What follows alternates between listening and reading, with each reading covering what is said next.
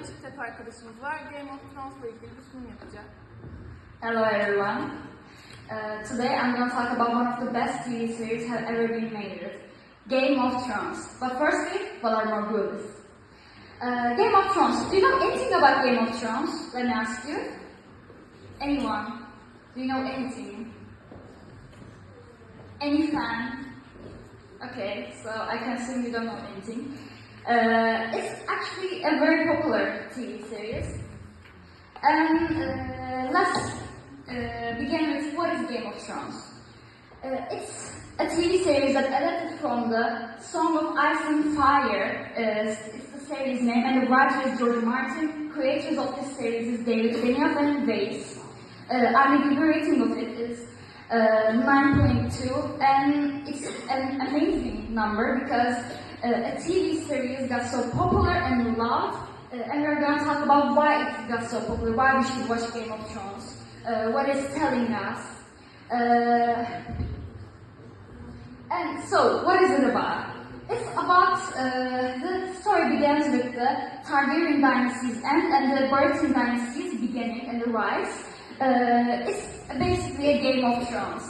Like, if you get the Iron Throne, there's an Iron Throne, and if you get the Iron Throne, you will get the Seven Kingdoms. There are 7 kingdoms. And it begins with the King Baratheon to ask Ned Stark for his hand. So, why we should watch Game of Thrones?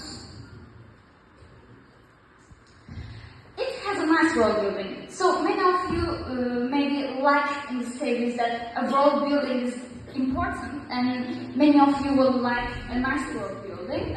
And I will talk about the map and the houses of the realm. It's a big realm that even has its own map. And this is the map of Westeros. This is Westeros, and this is the Essos. It's important, this map, because in the north there's a wall and the stars, and in Essos it's actually not mentioned a lot in the series, but the Khaleesi, maybe you all know Daenerys Targaryen, when they punish the Targaryens and send them to Essos, she's traveling around Essos and went back to Essos, and we're seeing her story in Essos too. And this is the wall of the north. There's a Night's Watch, and wall protects the realm beyond the dangers beyond it.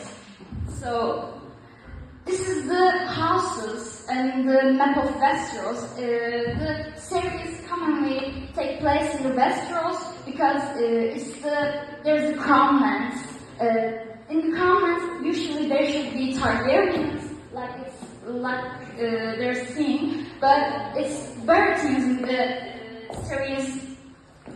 in the series first episodes, because we see the Baratheon's kingdom rise, and in the north there's Starks, and in the Riverlands there's Tilly's and the Vale, there's Arryn's, House Arryn. The Iron Islands belongs to Greyjoys, the Westerlands belongs to Lannisters. They are so rich.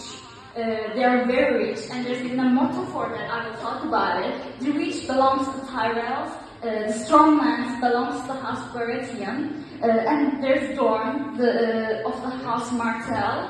So these houses are the ones who fight for the throne. They are powerful, and they have unique abilities and unique things for themselves. Like Greyjoys, they have ships, and their motto is "We do not sow." Tully's is family, duty, and honor. Baratheons are ours is fury. And then there's also Pyrenean roar, but I must say they're so rich, and even a motto for that. There's even a motto for that. A Lannister always pays his debt. Stark's motto is "Winter is coming," but you will also hear in the series that North remembers, because they're so loyal and they remember what happened to them in the past. Targaryens are fire and blood, Arryns are high as honor, martels are unbound, unbent, unbroken, and the tyrells, their motto is growing strong. So, we should watch it because it has a nice storyline and character development.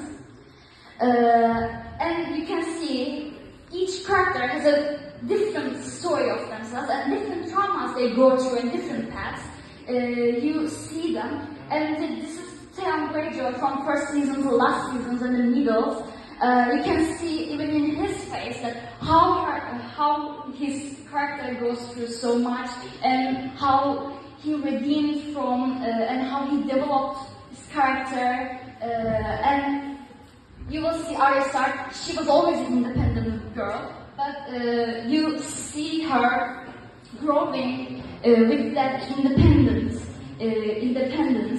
And so this is Sansa Stark from first season to last season. She goes through different traumatic events, and it got her wiser, and it got her stronger. And all the characters go through different paths and different traumatic events. And also, we see those different characters' stories at the same timeline. Like, we can also see wildlings and the Night's Watch, like Jon Snow, and the Dothraki of the Asos, and the Tower's science men, and it also has a nice, I must say, the world has religions, like in the real world. You can see the real world touching it. And even the characters, even the things happening, even the story, even the politics reminds us our world. And there's old gods as religions in the north, and there is the fate of seven in the Crownlands, and there is drum god of Greyjoys, the many-faced god of Temple of White and Black in Asos, and the last one of the biggest religions, the Lord of the Light, it came from Asos to Westeros. And lastly, I will talk about albums and music.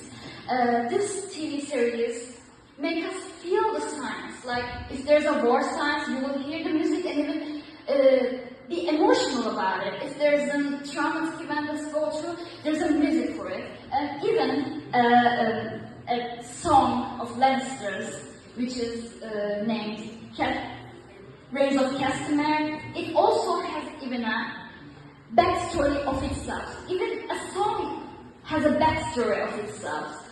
So this is it. Thanks for listening.